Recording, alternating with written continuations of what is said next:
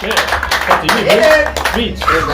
you guys so much. It was a really amazing contest, and I'm really honored to have served with some really amazing kneeboarders. So thank you so much, and thank you very much to the organizers and the guys who paved the way for us. So thank you very much.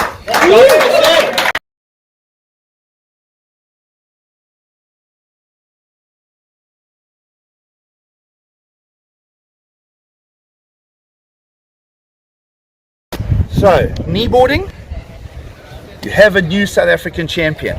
To all the viewers who've been following the SA Champs from everywhere around the world, we know there's tons of you in Australia, New Zealand, United States, Europe, Ireland. Lots of good things happening here in South Africa. The good thing is Rosie. Chris, you're the new national champion. Thank you. Let's dig in. How are you feeling? No, I feel really good, man. I'm pretty emotional. With my dad being on the beach when I won, so I was very proud in that moment, and yeah, man, just proud to see that my dedication to the ocean is paying off.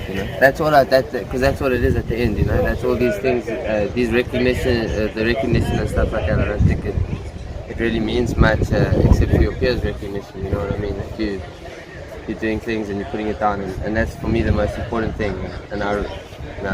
So I feel real good at the moment. That I could also do it and try and push it a little bit. You know what I mean? Like in the final. So you were on the beach in Port Alfred 2 years ago. We had that event. Yeah. Your dad shared with me that you went away from that and you got a little bit of a coal burning in your gut. How did that inspire you? Tell us the journey from there till now. Yeah, for sure. I mean, when we surfed Port Alfred, I get fixated over small things, and so I think that maybe tainted my mindset throughout that contest. Having gotten really good waves in the start of the contest, the 2 days before, and seeing what the wave had to offer, and then the waves that we had in the contest, I let it get to me, and that's what you can't do.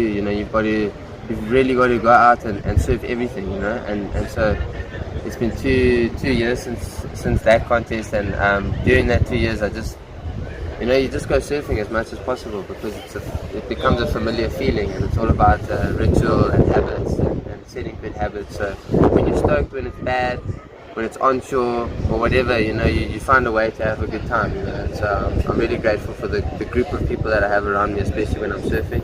We're all super stoked to get out and go surf whatever, when it's really good, when it's not good, when it's big, when it's small, when it's barreling, we're always trying to push each other. So so I think probably that was the big difference when I came into this contest, just being at peace with the conditions, and being at peace with that I done the preparation and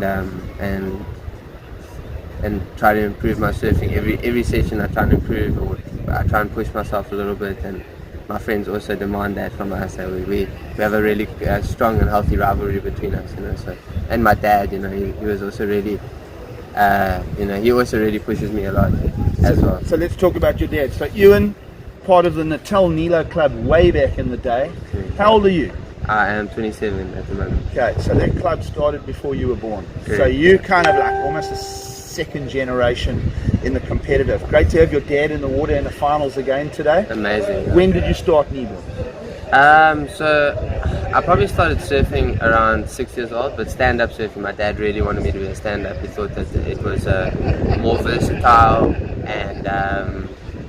and you could do more things and be more creative, and I surfed for a while until I was maybe 12 or 13. I think when I was maybe 11 or 12, I started bodyboarding a little bit, and got some barrels, and I thought, wow, that's really cool, I can't do that on a surfboard. And then a couple of times I picked up my dad's kneeboard. I think probably when I was 12, Sure. I started to pick up my dad's kneeboard more often, and I started getting some barrels and coming out, and I was like, wow, cool, I'm on a kneeboard from now on. I want to get really good. I want to surf, there was, when I started, there was kind of a bad feeling towards kneeboarders in the water, no one was really, it was scarce to see kneeboarders, and when you did see them, everyone didn't really want to know about it or anything like that. And I just wanted people to respect that we're also really good, like we're good watermen, and so I worked on my craft and just continue to try and be better and try to gain the respect of other surfers in the water, because that's really the most important thing, when you're out in the lineup, is to have that where you're able to surf really well, and that's what I wanted, and that's what my dad demanded of me from a young age. So you got that runner-up to Leicester at the Backdoor Challenge about 2 months back. We saw a great photo of you. You could do the rounds on social media, popping that air. Did you go into today's final thinking you could pull that out the hat? I mean, like, how does the air fit into your repertoire? Yeah. Because certainly most of the kneeboarders are not doing that stuff. Yeah. So there was a time in my life where that was the only thing that I wanted to do, was to do an air, because all of my friends were doing it. They all surf, and they're all fairly decent surfers, so they're all doing air reverses and big straight airs and things like that, and I just wanted to do what my friends were doing as well, and my dad kept on saying, like, no, you got to focus on the basics, and at the end of the day, focusing on the basics probably helped me with that, because I learned new lines, and I learned better lines, and how to be with the power of the wave. And then when you do a floater, you realize, okay, cool, that floater, you need a lot of speed to do it. And then you start to gain that speed and understand momentum of waves and how they work. And then when I started doing them, I thought, that it is a competitive edge. It is something that is maybe over and above where you get a point of difference across. You know what I mean? And it's progressive as well. So I was just trying to progress my surfing.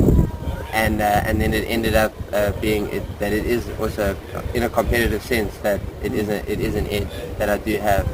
And when I came into the final, well, throughout the contest, obviously, I really wanted to do progressive maneuvers, but yo-yos, the wave, it lends itself to nice long calves, and then to hit the end section. It was on the first day, it was a bit more conducive, and I did try one, but I didn't land. So then I sort of went back to trying to get the points, Back to basics, right? Yeah, exactly. Back to the basics. Just go up, hit the lip, you don't have as much speed on the end section.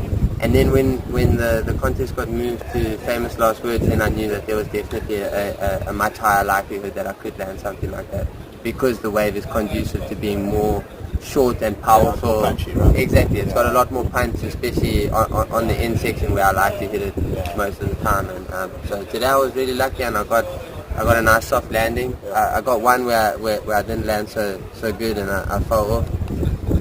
But yeah, when I got into the final, I knew that I really had to do something to put a stamp on it, and to really, to say, yeah, cool, I won. I didn't want to go out, and maybe leave it up to the judges, people umming and ahhing or whatever like that. So I thought, in the final, if I see a section, I'm going to hit it. I don't want to be conservative, and it paid off. But that's the luck of the draw. Sometimes you land, sometimes you don't. You know what I mean? So today, I'm grateful that I did. But that's the thing. I knew that I needed to put that performance to beat someone like, say, for instance, yourself, or to beat Leicester. The last final, I couldn't pull something like that off. Yeah.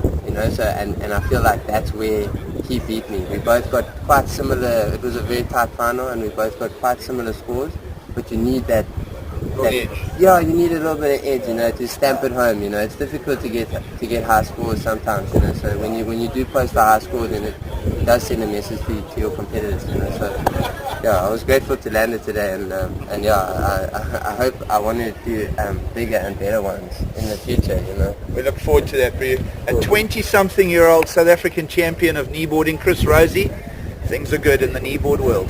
I just would love to say that I'm really honoured to be standing next to you, Hicks. And I know I said it before the final and after, but thank you so much, man. All you've done for South African kneeboarding, and for me as well. You really gave me someone. Firstly my dad, and then you gave me someone really to look up to as a role model. And I think that you're a role model to a lot of these guys, you know, a lot of the guys that are pushing forward and trying to go forward. We're going forward because you were there once.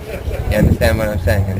And so I'm super grateful and honored to be here with you. So thank you. Enjoy your year as the reigning champ, dude. Thank you so much. Everyone's going to be hunting you in the years Yeah, time. man, I like With the that. yellow jersey on. Yeah, that's good, man. Cool, man. Thank you.